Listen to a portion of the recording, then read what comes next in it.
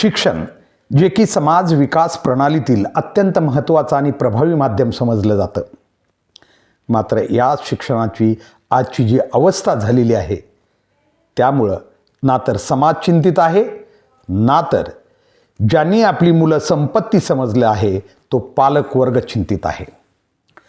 विशेषतः हे शिक्षण घेतल्यानंतर ते घेतलं की नाही, आपल्या मुलांनी ते सक्षमपणे स्वीकारलंय की नाही, आत्मसात केलंय की नाही, हे तपासण्याचं प्रमुख माध्यम असतं परीक्षा. मात्र याच परीक्षांचा आज जो बोजवारा उडालेला आहे, जी अवस्था झालेली आहे, ती खरं तर अतिशय चिंतनीय आणि दयनीय आहे. यासाठी कारण आजचा पालक बाजारात गेल्यानंतर 5 रुपयाला जर एखादी मेथीची जुडी असेल तर 10 रुपयाच्या 3 देता का, असं विचारणारा, इतका अगदी दक्ष असल्याचा आव आणणारा पालक आपल्या मुलांचं पूर्ण भविष्य उद्ध्वस्त होत असताना असा गप्प का आहे, हेच आज कळत नाही आहे. जेव्हा आजच्या परीक्षा प्रणालीची अवस्था आपण बघतो ती पाहून माझ्या मुलांना परीक्षेत कॉपी करण्याची गरज का पडते असा जाब विचारणारा पालक महाराष्ट्रात आज कुठंच दिसत नाही. याच विषयावर आज आपण चर्चा करणार आहोत. नमस्कार, मी हनुमंत भोसले. आपण पाहत आहात BBC केज लाईव्ह. इयत्ता 12वी आणि 10वीच्या परीक्षा नुकत्याच सुरू झाल्या. त्यापूर्वीच महाराष्ट्र शासनानं अत्यंत गवगवा करून हे जाहीर केलं होतं की यावर्षी परीक्षा प्रणाली अतिशय कठोरपणे राबवण्यात येणार आहे. आवश्यक ठिकाणी CCTV कॅमेरे राहू, अगदी गरज पडल्यास एखाद्या ठिकाणी विद्यार्थी कॉपी करताना आढळल्यास त्याच्यावर फौजदारी गुन्हा दाखल करू, वगैरे वगैरे.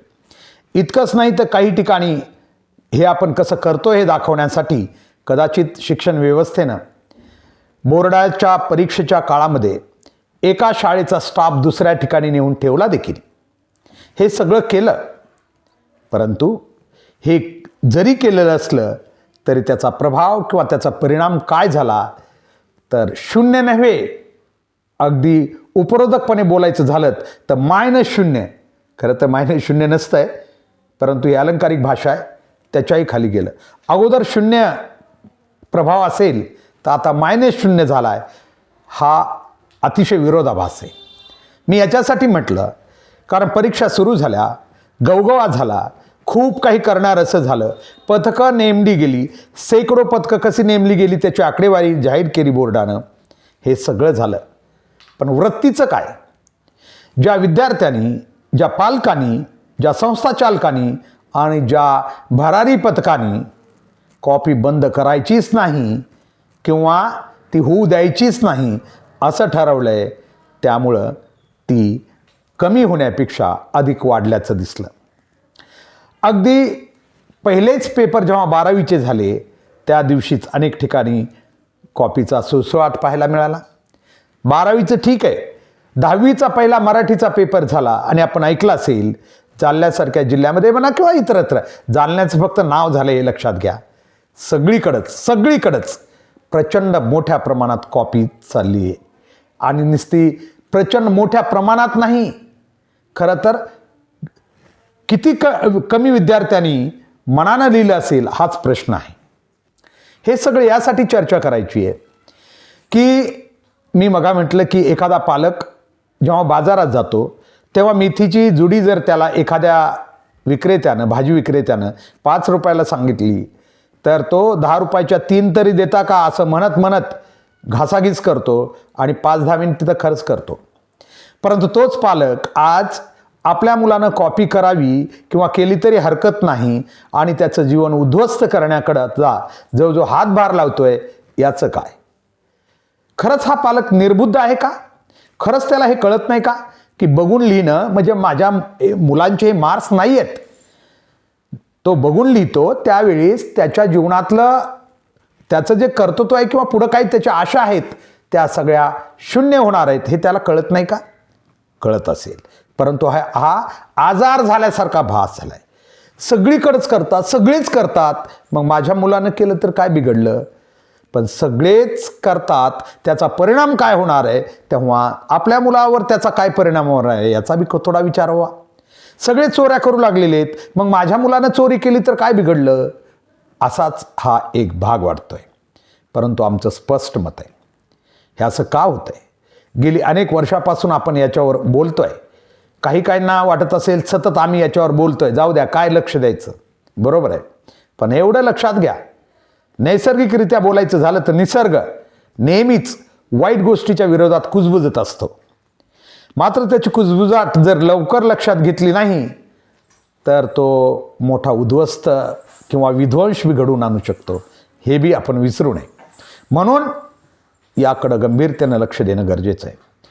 विचार करा, यापूर्वी 50-60% मार्क्स असणारे लोक आज देशाच्या कानाकोपऱ्यात मोठ्या पदावर नोकरीला लागले, पदावर पोचले, IAS किंवा IPS झाले आणि निवृत्तही झाले.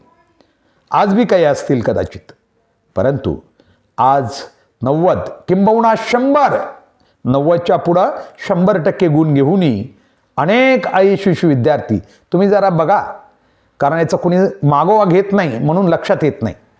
90%च्या वर ज्या विद्यार्थ्यांनी गेली 10 वर्षात मार्क्स घेतलेले आहेत, फार जबाबदारीने मी बोलतोय, 90%च्या वर ज्या विद्यार्थ्यांनी गेल्या 10 वर्षात मार्क्स घेतलेले आहेत, गुण घेतलेले आहेत, त्यांची जरा यादी काढा आणि हे सध्या कुठं आहेत याचा समाजानं जरा विचार करावा. मी खात्रीनं सांगतोय, याच्यातले थोडे अगदी 5 ते 10% मुलं फक्त यशस्वी झालेले आहेत, बाकी कुठंच दिसत नाहीत. कारण हे सगळं खोटं होतं. पालकांना मी आवाहन करतो, ज्या मुलावर तुम्ही आता परीक्षा चालू आहेत, निकाल लागेल, तुमचा मुलगा सांगेल मला 97 पडले, मला 98 पडले, मी या देशाचा जबाबदार नागरिक, या समाजाचा एक जबाबदार घटक म्हणून आपल्या सर्वांना, शिक्षण प्रणालीला आवाहन करतो की आज ज्या दिवशी तुमचा पेपर मुलाचा संपतोय, त्या दिवशी मुलगा घरी आल्यानंतर 1 तासभर त्याला जेवण करू द्या, थोडं थांबू द्या आणि 1 तासानं, जास्त वेळ घालू नका, 1 तासानं त्याला पुन्हा तो पेपर घरी एकांतमध्ये त्याच्यावर लक्ष ठेवून लिहायला सांगा. मी खात्री देतो तुम्हाला, आता जो तो पेपर लिहितोय त्याच्यात आणि परीक्षेत, बोर्डाच्या परीक्षेत, वर्गात किंवा त्या कक्षात जाऊन दिलेल्या परीक्षेतील गुणामध्ये प्रचंड मोठी तफावत असेल. कदाचित आता जर त्याला पुन्हा पेपर द्यायला लावला तर किमान 20 ते 25% गुण त्याला कमी पडतील. हे सगळे गुण, ते बी हुशार असेल तर, हुशार नसेल तर तो चक्क नापास झालेला असेल. मी फार जबाबदारीने हे सगळं बोलतोय. मग असं असताना समाज किंवा हा पालकवर्ग आपल्या मुलाबद्दल एवढा असंवेदनशील का आहे? त्याला माहिती आहे की कॉपी करून घेतलेले गुण हे त्याचे नाही आहेत, अजिबात त्याला त्याचं काही ज्ञान नसणार आहे, तरी बी केवळ पास होऊन पुढे जाण्यासाठी तो प्रयत्न करत असेल तर तो आयुष्यात काय घेऊन चाललाय? बरोबर, त्याला कोणतं असं ज्ञान आहे जे आयुष्यात उभा करणार आहे? अजिबात असू शकत नाही. म्हणून आमचं की या बीड जिल्ह्यातील विशेषतः, कारण बीड जिल्हा खूप संवेदनशील आहे, कॉपी तर सगळीकडे चाललेली आहे, बातम्या सगळीकडे येऊ लागलेल्या आहेत, पण मग विचार करा बाकी कोणी येत असतील तर बीड जिल्ह्यात किती असेल? कारण बीड जिल्हा आमचा, म्हणजे हे काही पुन्हा कोणीतरी म्हणेल बदनामीमुळं का काय असं म्हणून वाईट गोष्टीला बी आम्ही जर लपवून ठेवत असू तर मला वाटतं त्याच्या इतका दलिंदरपणा कुठला नाही आपला. मग वाईट गोष्टी आमच्या घडत असल्या तरी त्या लपवून ठेवायत असं नाही. जेव्हा जेव्हा, कारण मी जबाबदारीने बोलतोय, जेव्हा जेव्हा औरंगाबाद विभाग, संभाजीनगर विभाग जेव्हा जेव्हा महाराष्ट्रात अव्वल स्थानी राहिलेला आहे किंवा त्याचा निकाल जो काय असेल ते राहिलेला आहे, त्या ठिकाणी बीड जिल्हा हा विभागामध्ये नक्कीच निकालामध्ये प्रथम राहतो. त्यानंतर मग केस तालुका, आष्टी सारखे काही भाग प्रथम राहतात किंवा द्वितीय असे, कारण या भागामध्ये जास्त प्रमाणात कॉपी चलते, गैरप्रकार चालतात.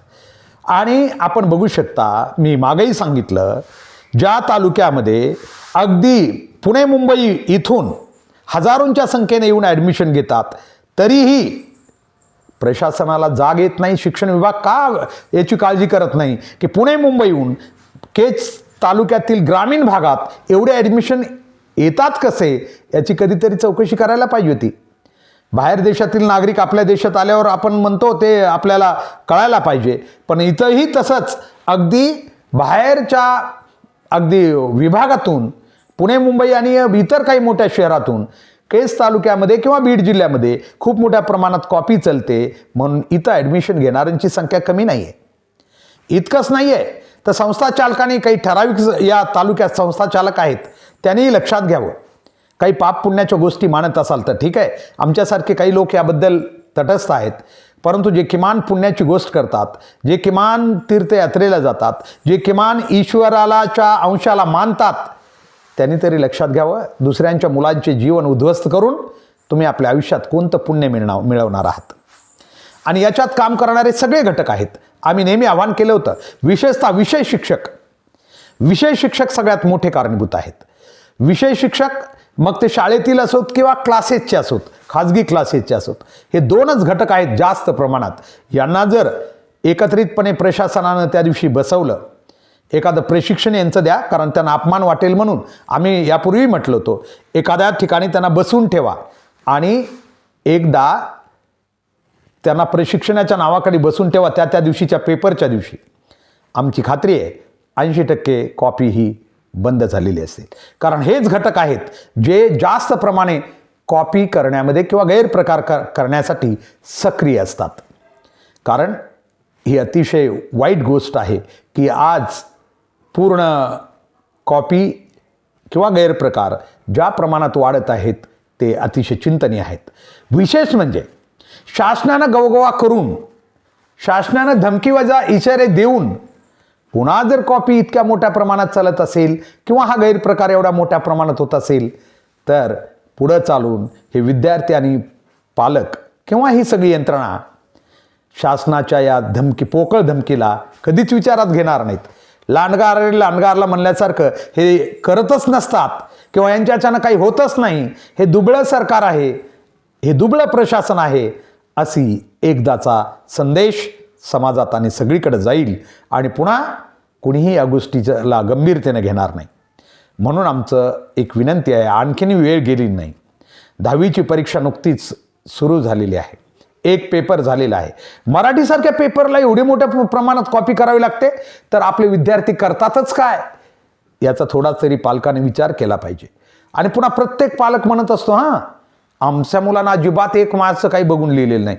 जो 100% कॉपी करतो तर प्रत्येकच महाराष्ट्रातला पालक हे सांगत असतो की माझ्या मुलानं एकसुद्धा मार्क्सचं बघून लिहिलं नाही, जेव्हा की विरोधाभास याच्या उलट आहे. एकसुद्धा मार्क्सचं माझ्या मुलाने मनानं लिहिलं नाही असं म्हणण्यासारखी स्थिती आहे.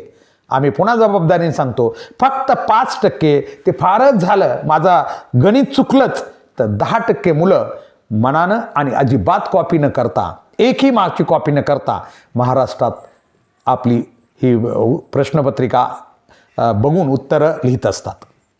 बाकी कुठं ना कुठं 1, 2, 3 किंवा काही 100% बघून लिहिण्यामध्ये व्यस्त आहेत. आणि दरवर्षी मागची मुलं पुढच्या मुलांना सांगतात, अरे काही नसतं घाबरायचं, काय नाही फुल कॉपीचं ते. त्यांना जर सांगितलं नाही यावर्षी CCTV कॅमेरा लावणार आहेत, ती मुलं सांगतात, मागची अनुभवी मुलं, नाही काही घाबरायची गरज, उगं म्हणतात तसं, काही होत नाही. आणि त्यामुळं पुढं अभ्यास करणारी मुलं देखील अजिबात अभ्यास करत नाहीत आणि अशा प्रकारे हे पूर्णतः चालू आहे. आमची पुन्हा एकदा प्रशासनाला आणि सर्वांना विनंती आहे की याबद्दल आता आम्ही सर्वांनी जागं होऊन काहीतरी नवीन गोष्ट करणं गरजेचं आहे, जेणेकरून ही कॉपी आणि हे गैरप्रकार बंद होऊ शकतील. धन्यवाद.